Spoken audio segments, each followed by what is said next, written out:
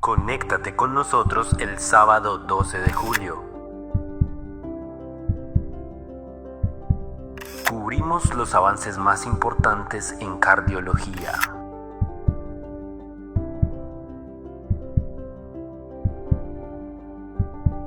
Solo por Public Health Latam. Salud al alcance de todos.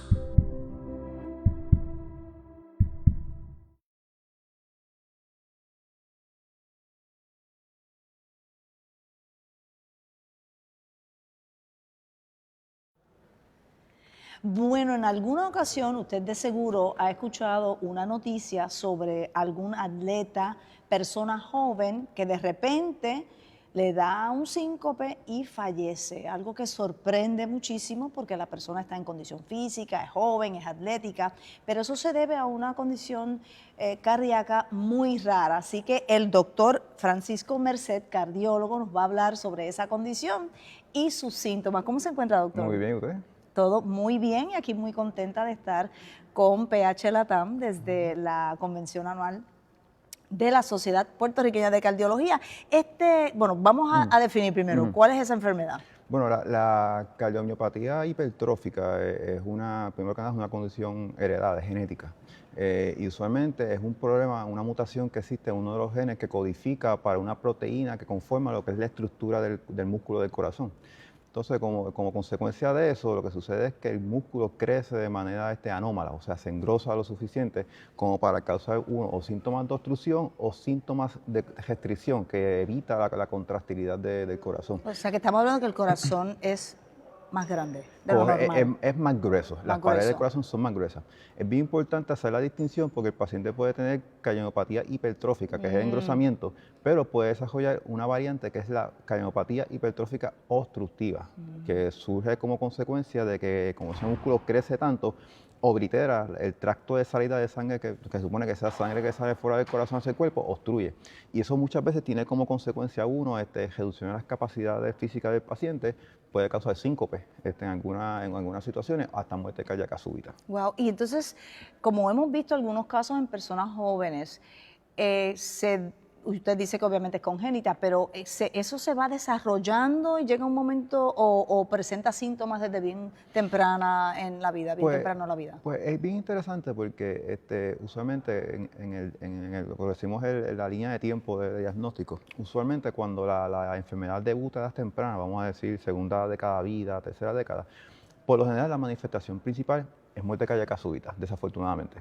O sea que no hubo síntomas para no anticipar. hubo nada y son estos nenes que son atletas, que desafortunadamente fallecen en medio de un evento competitivo. Tenemos ese espectro. Pero también tenemos el grupo de pacientes donde se hace un diagnóstico un poco más tardío, digamos, después de los 50 años, y presentan principalmente con manifestaciones de insuficiencia cardíaca.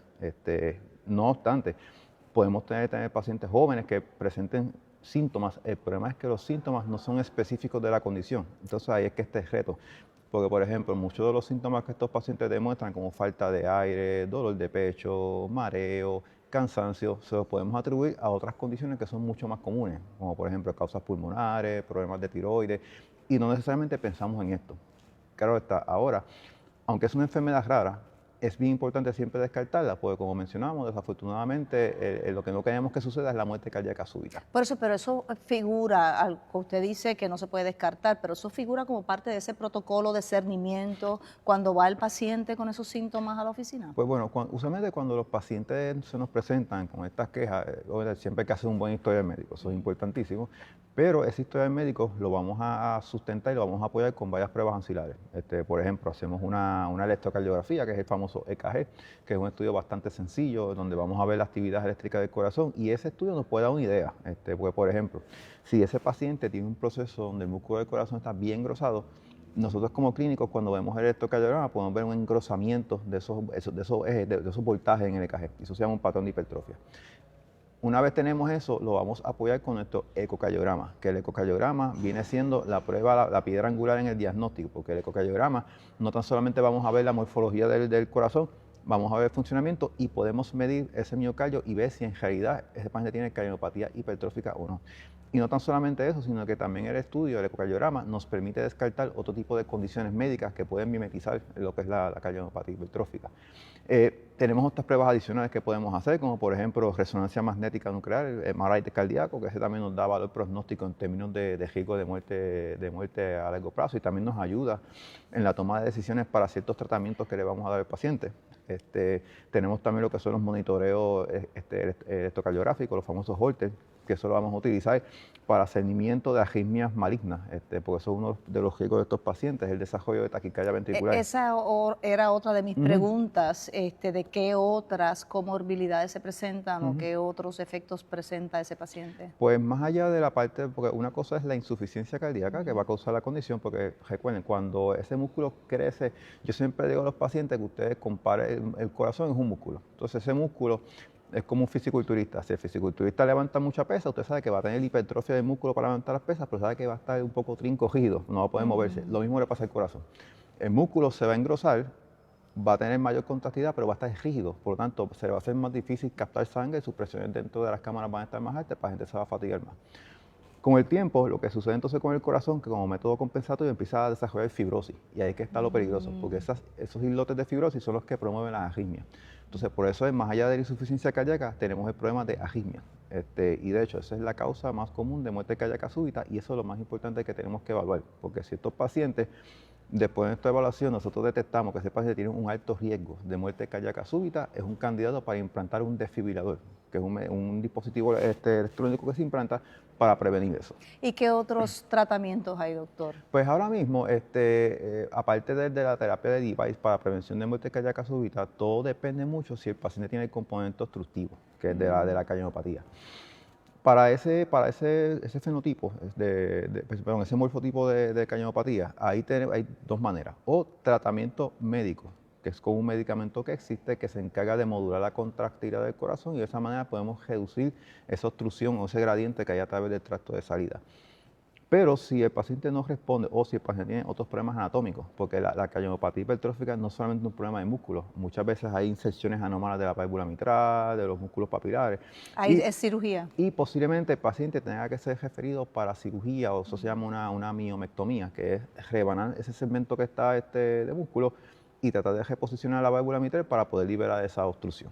¿Y en Puerto Rico qué avances se han logrado o qué, digamos, tecnología tenemos disponible para tratar de evitar las muertes, ¿verdad? Por esta cardiomiopatía hipertrófica. Pues dentro de lo que es el algoritmo diagnóstico, por fortuna, nosotros poseemos todas las herramientas de diagnóstico de la condición. Siempre vamos a comenzar con la electrocardiografía, luego vamos con la ecocardiografía cardíaca.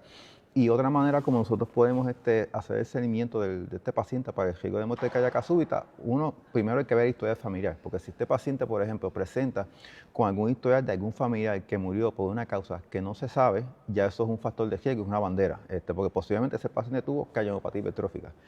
Y hay que recordar que tuvo enfermedad genética y autosómica dominante, o sea que hay un 50-50 de que se herede. Lo otro, muchas veces lo que hacemos es que ponemos al paciente, lo caminamos en una trotadora, eso es un estrés test. El propósito del estrés test es, uno, evaluar la capacidad funcional del paciente, descartar que ese paciente no haga arritmias malignas con el esfuerzo físico y ver cómo se comporta la presión. Porque si el paciente, por ejemplo, se supone que fisiológicamente cuando nosotros hacemos ejercicio nuestra presión sube, eso es lo que se supone que pase. Pero estos pacientes, al tener una obstrucción por el tracto de salida, si empiezan a ejercitarse, muchas veces hace que la presión baja. Y si la presión baja, es un factor de riesgo para que el paciente pierda conocimiento haciendo el ejercicio. Esas son varias de las cosas que hacemos. Lo otro es un Holter.